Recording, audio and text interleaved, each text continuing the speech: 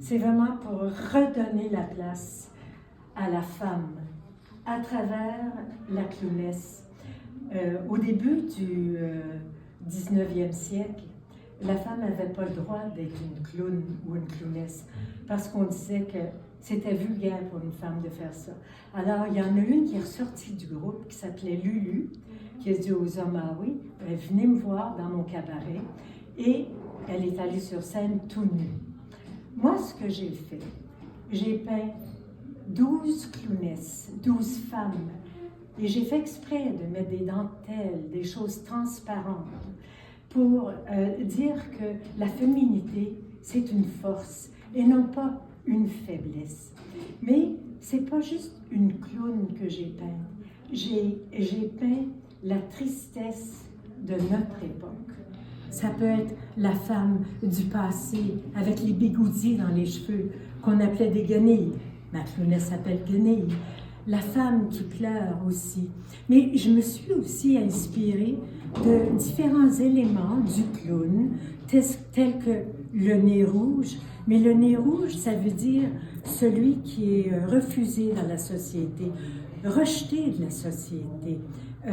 La rose qui signifie la solitude, la larme, la tristesse. Alors, vous allez voir plusieurs éléments comme ça dans mes clownesses. Je pense que je suis née avec le pinceau dans les mains. J'ai fait 25 ans d'études de théâtre. J'ai travaillé comme comédienne dans le théâtre en élevant des enfants. Mais j'ai toujours eu cet appétit, cette façon de m'exprimer, parce que c'est une nourriture essentielle pour moi, finalement. Mais à travers, vous savez, s'exprimer comme artiste, on peut dire des choses, mais le dire sur toile, le montrer sur toile, c'est une autre paire de manches. Il ne faut pas juste le montrer visuellement, mais le montrer à travers l'émotion de ce qu'on peint. Ah, mon Dieu, quelle bonne question! Qu'est-ce que je vais faire vivre aux gens qui vont voir ça? La femme, la force de la femme et la tristesse de cette société.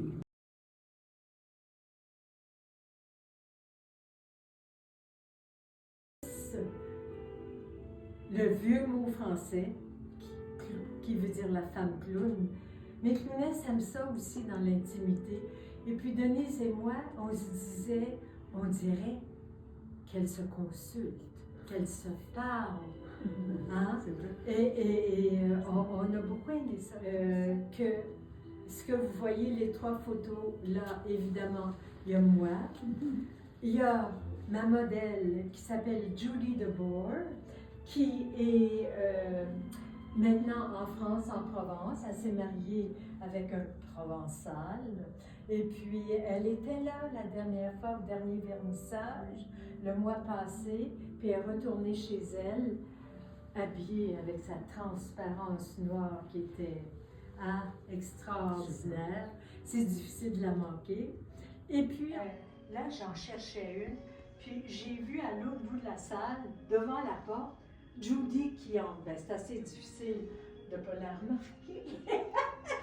Et puis là, j'ai dit, c'est elle que je veux. Et puis, quand elle est arrivée, puis je lui ai posé la question, puis elle a dit oui.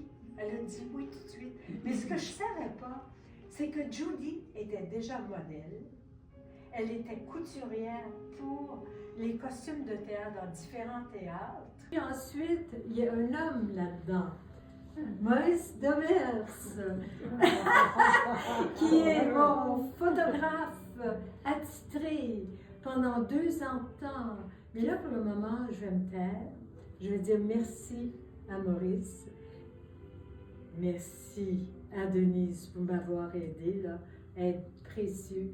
Puis, merci à Maurice. Tu voulais dire quelque chose, je pense. Ben, tu me demandes. Quand j'ai rencontré Susan, je l'ai fait pleurer à Québec sur la Grande Allée un jour parce que on était dans la cinquantaine déjà à ce moment-là, mais je lui racontais que ce qui m'avait finalement probablement séduit le plus profondément quand je l'avais rencontrée, c'est qu'elle était artiste. Et pour moi, c'était un monde complètement inconnu dans le milieu d'où je venais. Il n'y avait pas de galerie d'art, il n'y avait pas de tableau chez nous. Et alors, ça l'avait touché, mais c'était sincère, c'était cette créativité chez elle que je voyais.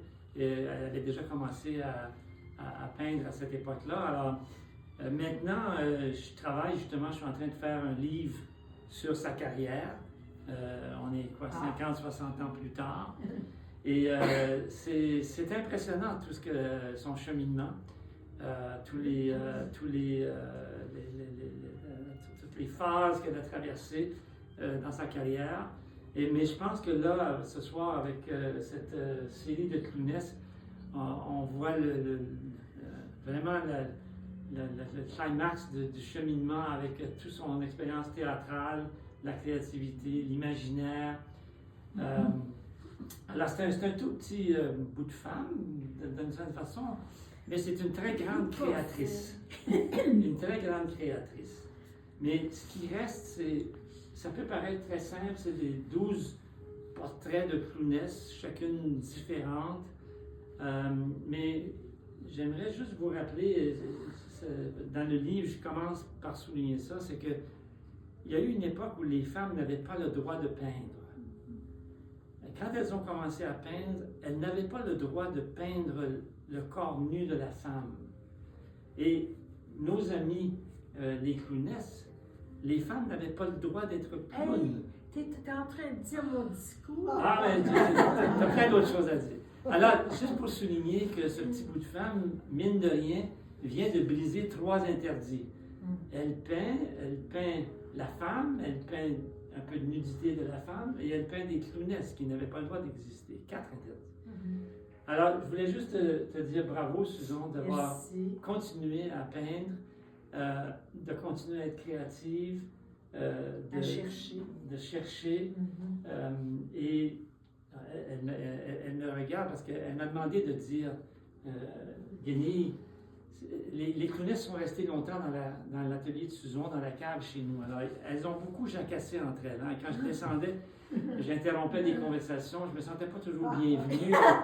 J'avais des regards menaçants de certaines. Et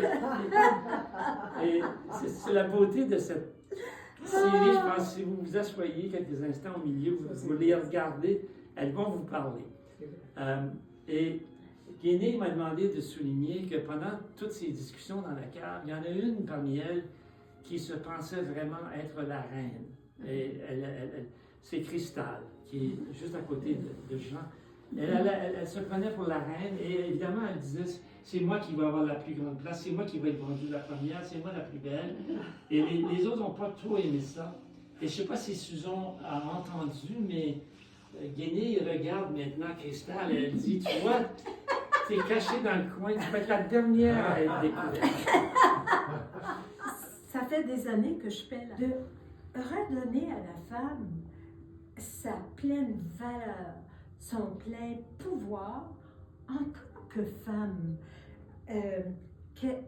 Et c'est pour ça que je lui mets de la dentelle.